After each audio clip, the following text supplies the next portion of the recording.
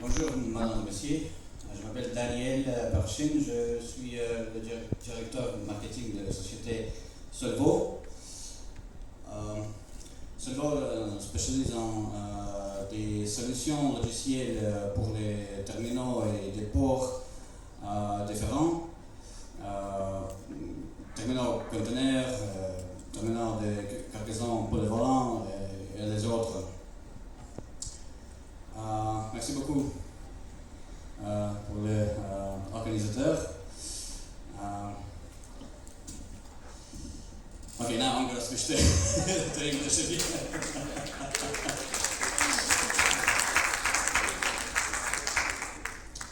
Yeah, okay. So basically today we're going to talk a little bit about technology. Previous speakers elaborated a little bit on the hardware side of the information technology of ports and terminals, and I would like to cover the software side, if I can. Well, let's face it, and it has already been said before by the previous speakers, most of the big ports, Douala, Lagos, Djibouti, and Mombasa in Sub-Saharian Africa, they lack interconnectivity across hinterland. Problem with the infrastructure and the roads, right? Excessive congestion, pollution, and these things that we also have in the country where I come from. Another issue is that the import container traffic is pretty limited, I believe, per port, due to various factors. One of the factors is that there are deep water ports, just like we have seen in the Caribbean, there are river ports, traditional ports, and they're quite close to each other, and naturally there is a competition between them. Of course, the Pan-African land bridge, the Cameroon railway has been built. I see there are a couple of important threats that are present in the region at the moment. First of all, terminal operators, they fight each other over placing a port, which causes instability, and we see that here in Douala. It's not a secret. Yes, we know what's going on with the possible change of the current operator here in Port Douala. New deep water container ports might be built in the nearest future.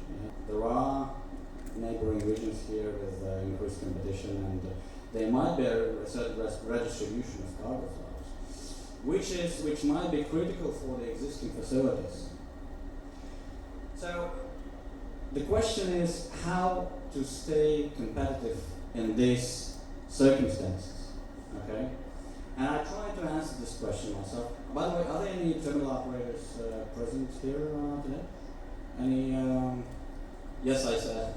I've spoken to you already. I highlighted 5 areas which could help the existing terminals here to stay competitive. Okay. First of all, this is so-called diversification. Another area of improvement might be port-centric logistics. And what it means basically is that you can build covered warehouses at the port or around the port, right in the port area.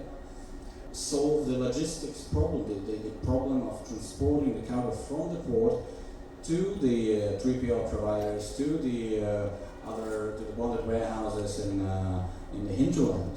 Another area is better level of service. Well, that's pretty obvious. More transparency. What do I mean by transparency? Transparency means faster operations, less theft, less problems, more speed.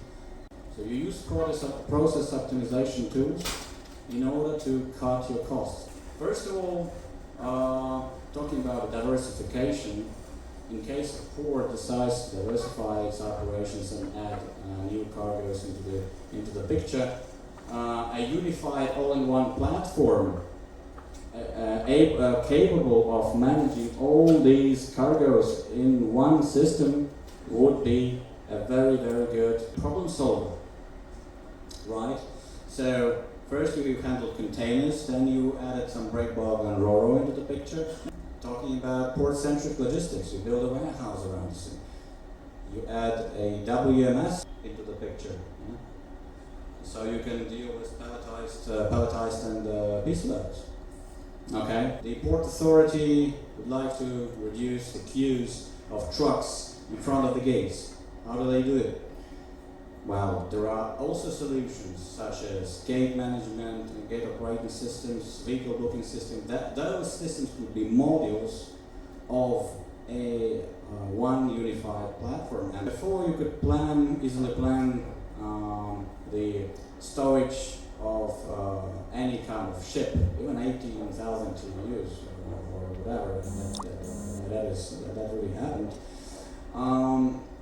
However, the limitation of that, you could only deal with containers. Now, with the span to diversification, and at the same system, you can deal with general cargo, and you could do it in 3D, and you can support crane ships, you can support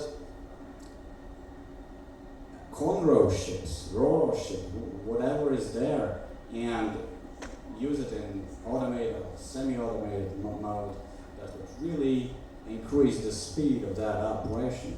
With the solution like that, you can have a 3D view, and not only the 3D view, but the real-time operation on your fingers, let's say, yes, the dashboard, 3D dashboard with every other process inside the warehouse, just like on the picture that I'm showing you now. In the port, yes, this is our 3D solution for the port management.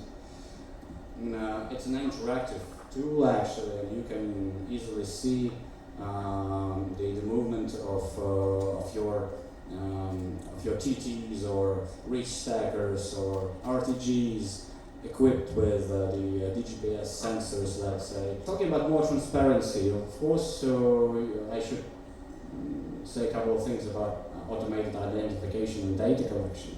Nowadays, if you deal with general cargo, you do with barcoding, you do with RFID, you do with many, even with technical vision, that's the latest thing, the artificial intelligence. They came up with the software that we use in all our solutions, enabling you to use a tablet, any type of tablet, to actually take a picture of the number on the container on the spot without having to register it through your device, so manually, by hand, or using a keyboard, and instantly identify the number, and it will be there in the system without any delay, and that speeds up the process substantially. And I think that could be also interesting and quite a cost-effective way of improving your operations. So as cutting costs, we are talking about optimization here. Lots of terminal operating system providers offer optimization tools on top of the TOS solution as something extra, as extra models that you can buy for additional money, right?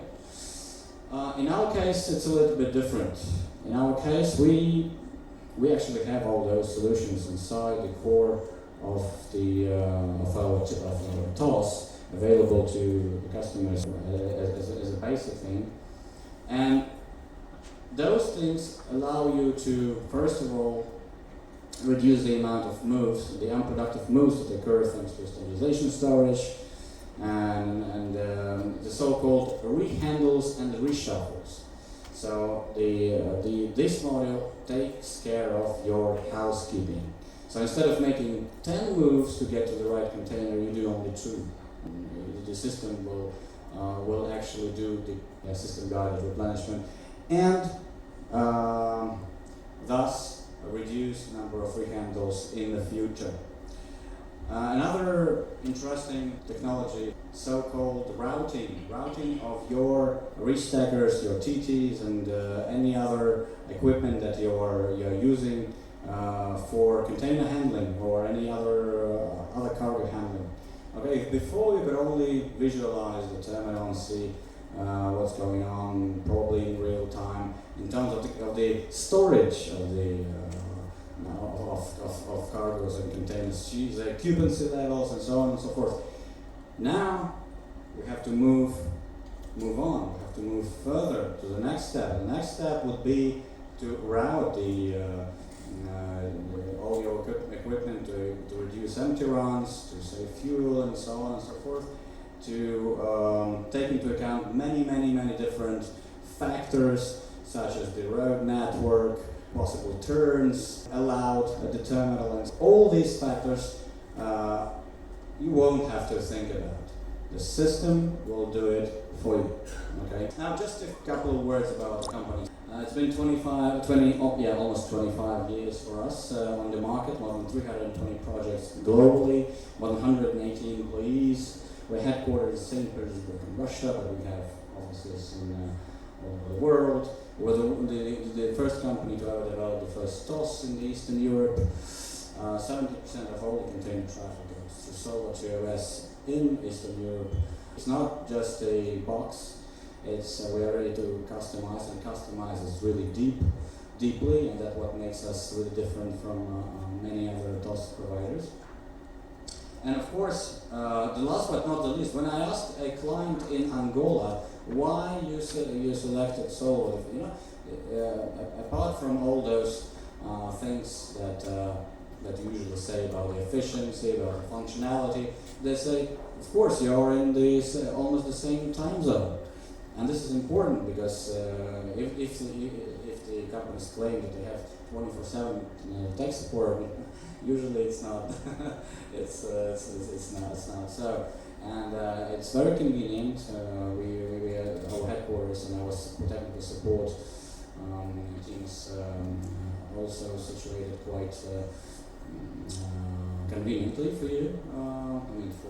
For most of the African countries, and there will be no delay whatsoever, right? So this is also an advantage. Yeah, here's the map of where we are present, our office network, and our partners. You can see we're present in quite a few African countries at the moment. Now we are actually looking for a stable partner in Cameroon, to tell the truth, and we'll be ready to negotiate this with you. And I know Russia and Cameroon has a long-term relationship previously, since the 70s, I think, and I think we should really continue that. Thank you so much for your attention, and you are welcome to come to our booth number 15 if you have any other questions or queries. Thank you so much, guys. So let's start.